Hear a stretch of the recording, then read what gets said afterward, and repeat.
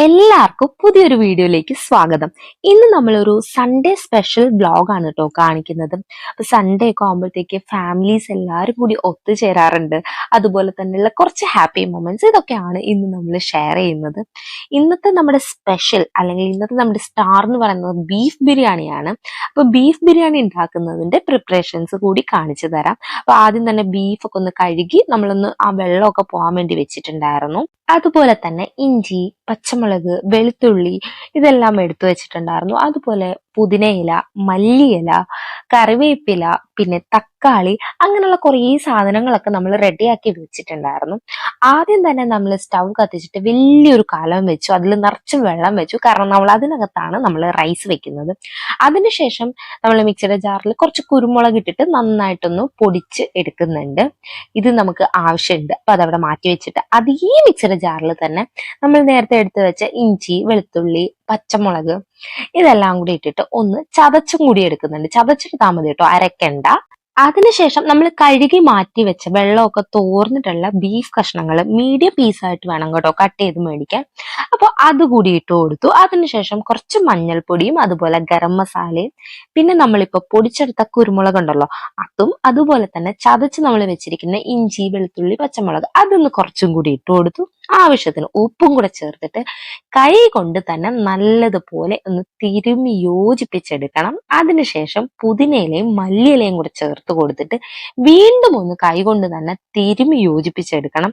അങ്ങനെ ചെയ്യുമ്പോൾ നമ്മുടെ ആ ഒരു മസാലക്കൊക്കെ ഭയങ്കര ആ ഒരു ഇറച്ചിയിലൊക്കെ മസാല ഇറങ്ങിയിട്ട് ഭയങ്കര ടേസ്റ്റ് ആയിരിക്കും.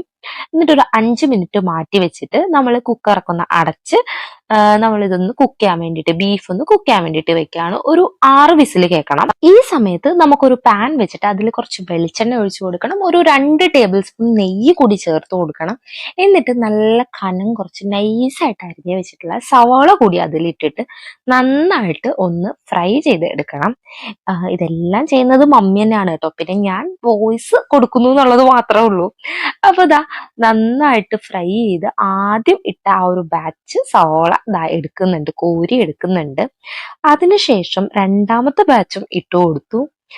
അപ്പൊ അതുകൂടി ഒന്ന് ഫ്രൈ ആയി വരട്ടെ. പിന്നെ നമുക്ക് പെരിഞ്ചീരകം, ബേ ലീഫ്, കറുവാപ്പട്ട, ഗ്രാമ്പൂ, ഏലക്ക ഇത്രയും വേണം.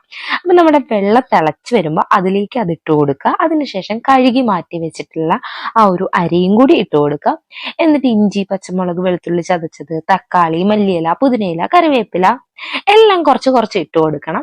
അപ്പോൾ നമ്മുടെ ആ ഒരു റൈസിന് നല്ലൊരു ഫ്ലേവർ കിട്ടും. എന്നിട്ട് നല്ലതുപോലെ ഒന്ന് ഇളക്കിയതിന് ശേഷം ഒരു ടേബിൾ സ്പൂൺ നെയ്യും അതുപോലെ തന്നെ റൈസിന് ആവശ്യമായിട്ടുള്ള ഉപ്പും കൂടി ഇട്ട് കൊടുത്തിട്ട് അടച്ചു വെച്ച് അത് അവിടെ നിന്ന് കുക്കാവട്ടെ.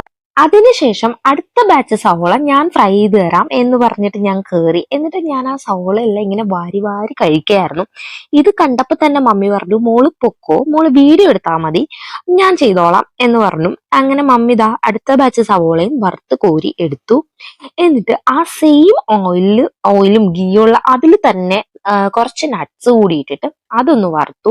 അതിനുശേഷം കുറച്ച് കിസ്മിസ് കൂടി ഇട്ടിട്ട് കിസ്മിസ് ഒക്കെ നല്ല ഇങ്ങനെ പൊന്തി വരുന്ന ടൈം ആയപ്പോഴത്തേക്ക് അതിങ്ങനെ കോരിയെടുത്തു. എനിക്ക് അതും കഴിക്കണം എന്നുണ്ടായിരുന്നു, പക്ഷെ തന്നില്ല. ഈ സമയത്ത് നമ്മുടെ റൈസ് ഇങ്ങനെ തിളച്ച് വരുന്നുണ്ട്. അപ്പോൾ അതൊന്ന് തുറന്നിട്ട് അതിലേക്ക് കുറച്ച് മഞ്ഞൾപ്പൊടി ചേർത്തിട്ട് ഒന്ന് ഇളക്കി കൊടുത്തു. പക്ഷെ നമ്മുടെ റൈസ് കുക്കായിട്ടുണ്ടായിരുന്നില്ല. നമ്മളിവിടെ ആർട്ടിഫിഷ്യൽ ഫുഡ് കളറിങ് ഒന്നും ചേർക്കുന്നില്ല. അതിനുശേഷം ഒരു പാൻ വെച്ചിട്ട് ബാക്കി വന്ന ഓയിലും ഗീയും അതിന്റെ കൂടെ തന്നെ കുറച്ച് ഗീയും കൂടി ചേർത്തിട്ട് കുറച്ച് സവോളയും കൂടെ അതിൽ ഇട്ടിട്ട് നന്നായിട്ട് വഴറ്റി കൊടുത്തു. എന്നിട്ട് ഇഞ്ചി, പച്ചമുളക്, വെളുത്തുള്ളി ചതച്ചിട്ടുണ്ടല്ലോ അതുകൂടി ഇട്ടിട്ട് ഒന്നുകൂടി ഇളക്കിയതിന് ശേഷം അടച്ചു വെച്ചു. എന്നിട്ട് അതൊന്നിങ്ങനെ വഴണ്ട് വന്ന സമയത്ത് കുറച്ച് തക്കാളി കൂടി ചേർത്ത് കൊടുത്തു. എന്നിട്ട് എല്ലാം കൂടെ ചേർത്ത് ഒന്നുകൂടി വഴറ്റി ആവശ്യത്തിന് ഉപ്പും ചേർത്തു. എന്നിട്ട് അതൊന്ന് അടച്ചു വെച്ചു. ആ ഒരു പച്ചമണമൊക്കെ മാറി വരുന്ന ഒരു ടൈം ഉണ്ടല്ലോ, ആ സമയത്ത് കുറച്ച് ഗരം മസാലയും കൂടെ ഇട്ടിട്ട് എല്ലാം കൂടെ ഒന്ന് മിക്സ് ചെയ്ത് ഇളക്കി കൊടുക്കുന്നുണ്ട്. അതിനുശേഷം ആ ഒരു സവോള നമ്മൾ വറുത്ത് വെച്ചല്ലോ അതൊന്നും കൂടെ കുറച്ചിട്ടിട്ട് കുറച്ച് മഞ്ഞൾപ്പൊടിയും കൂടെ ചേർത്ത് കൊടുക്കുന്നുണ്ട്. എന്നിട്ട് നല്ല കട്ട തൈര് കൂടി ഒഴിച്ചു കൊടുത്തു. അതൊന്ന് നല്ലതുപോലെ മിക്സ് ചെയ്ത് എടുത്തതിന് ശേഷം കുറച്ച് പുതിനയിലയും മല്ലിയിലയും കൂടെ ഇട്ട് കൊടുക്കുന്നുണ്ട്. ഇതാണ് നമ്മുടെ ഇറച്ചിയുടെ മസാല. അപ്പം നല്ലതുപോലെ ഇളക്കിക്കോണം. എന്നിട്ട് ഒരു 5 മിനിറ്റ് ഒന്ന് അടച്ചു വെക്കുമ്പോൾ ആ ഒരു പച്ചമണൊക്കെ മാറി കറക്റ്റ് കറക്റ്റ് ആ ഒരു ഗ്രേവിക്ക് പരുവത്തിന് സെറ്റായി വന്നിട്ടുണ്ടായിരിക്കും. ഈ സമയത്ത് നമ്മൾ കുക്കർ പൊട്ടിച്ചിട്ട് ആ ഒരു ബീഫ് കഷ്ണങ്ങൾ, നമ്മൾ നേരത്തെ കുക്ക് ചെയ്തെടുത്ത ബീഫ് കഷ്ണങ്ങൾ അങ്ങോട്ട് ഇട്ട് കൊടുക്കുന്നുണ്ട്. എന്നിട്ട് എല്ലാം കൂടെ ചേർത്ത് നന്നായിട്ട് അങ്ങോട്ട് ഇളക്കി കൊടുക്കുക. കുറച്ചുകൂടി വറുത്തെടുത്ത സവോള അതിലേക്ക് ചേർത്ത് കൊടുക്കുക. എന്നിട്ട് വീണ്ടും അതെല്ലാം കൂടെ ചേർത്ത് ഇളക്കി ഇളക്കി ഒന്ന് അടച്ച് വെച്ച് അങ്ങോട്ട് എടുത്തു കഴിഞ്ഞാൽ നമ്മുടെ മസാല സെറ്റ്. അതിങ്ങോട്ട് ഇറക്കി വെച്ചിട്ട് കുറച്ച് വറുത്ത സവോളയും അതുപോലെ കുറച്ച് മല്ലിയിലയും പിന്നെ അതുപോലെ നമ്മൾ വറുത്തെടുത്ത നട്ട്സ് ഒക്കെ അങ്ങോട്ട് ഇട്ട് കൊടുത്തിട്ട് ഈ റൈസ് കൂടി അതിലേക്ക് അങ്ങോട്ട് തട്ടിക്കൊടുക്കുക. എന്നിട്ട് അടുത്ത ലെയറിലും ഇതുപോലെ നട്ട്സും വറുത്തെടുത്ത സവോളയും മല്ലിയിലയും പിന്നെ കുറച്ച് പൈനാപ്പിളിന്റെ എസെൻസ് ചേർക്കുന്നുണ്ട്. ആ ഒരു മണത്തിന് വേണ്ടി വളരെ കുറച്ചേ ചേർത്തുള്ളൂ. എന്നിട്ട് നമ്മൾ വീണ്ടും റൈസ് ഇട്ട് കൊടുത്തു. അങ്ങനെ ഓരോരോ ലെയർ ആയിട്ട് ഇങ്ങനെ സെറ്റ് ചെയ്യാണ്. അപ്പൊ ഈ സെറ്റ് ചെയ്യുന്നതിന്റെ ഇടയ്ക്ക് നമ്മൾ കുറച്ച് നെയ്യ് കൂടി ഇങ്ങനെ ചേർത്ത് കൊടുക്കുന്നുണ്ട്. നമ്മുടെ റൈസിലൊക്കെ മൊത്തത്തിൽ ആ ഒരു ഫ്ലേവർ ഇങ്ങനെ ഭയങ്കര റിച്ച് ആയിട്ട് ആ ഫ്ലേവർ നമുക്ക് കിട്ടും. അങ്ങനെ നമ്മൾ ലാസ്റ്റ് ലെയർ വീണ്ടും നമ്മൾ കുറച്ചുകൂടി കളർഫുൾ ആയിട്ട് നല്ല കുറേ നമ്മൾ വറുത്ത് വെച്ച കുറേ സവോളയും അതുപോലെ തന്നെ മല്ലിയിലയും എല്ലാം കൂടി ഇട്ട് കൊടുത്തു, നട്ട്സും എല്ലാം കൂടി ഇട്ട് കൊടുത്തു. പക്ഷെ പരിപാടി കഴിഞ്ഞിട്ടില്ല. ഇനി നമ്മൾ ലോ ഫ്ലെയിമിൽ ഒരു 5 മിനിറ്റ് ഇത് അടച്ച് വെച്ചേക്കണം. അപ്പൊ നമുക്ക് നല്ലൊരു ദം എഫക്റ്റിൽ നമുക്ക് നമ്മുടെ ബിരിയാണി കിട്ടും. ഈ സമയം കൊണ്ട് മമ്മി പപ്പടം ഒക്കെ കാച്ചുന്നുണ്ട്. പായസം ഇവിടെ ഓൾമോസ്റ്റ് റെഡി ആയിട്ടുണ്ടായിരുന്നു. അതുപോലെ നമ്മുടെ സ്പെഷ്യൽ ബീട്രൂട്ട് സാലഡും അവിടെ ദാ റെഡിയായി. അപ്പൊ ഇനി നമ്മൾ എല്ലാവരും തറയിലൊക്കെ ഇരുന്ന് പായൊക്കെ വിരിച്ച് ഇലയൊക്കെ ഇട്ടിട്ട് അങ്ങനെയാണ് കേട്ടോ കഴിക്കുന്നത്.